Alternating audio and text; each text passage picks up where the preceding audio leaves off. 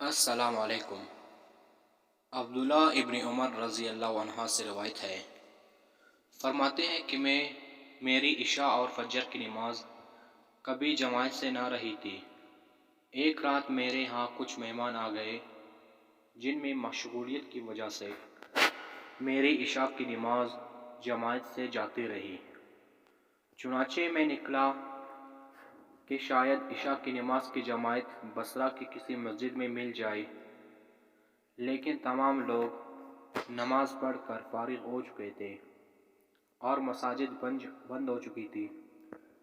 پھر میں اپنے گھر لوٹ آیا اور میں نے سوچا کہ بلا شبہ حدیث پاک میں آیا ہے کہ جماعت کی نماز فضیلت رکھتی ہے، اکیلے پر 27 درجے۔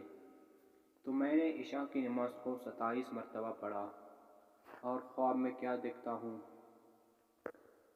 کہ میں ایک ایسی جماعت کے ساتھ ہوں کہ جو گھوڑوں پر سوار ہو اور ہم مقابلہ کرتے ہیں ایک دوسرے سے، اور میں بہت ڈھونڈتا ہوں اپنے گھوڑے کو، لیکن وہ نہیں مل سکتا ان کو۔ پھر ان میں سے کسی ایک نے کہا کہ ٹکا تو اپنے گھوڑے کو کیوں نہ مل سکے؟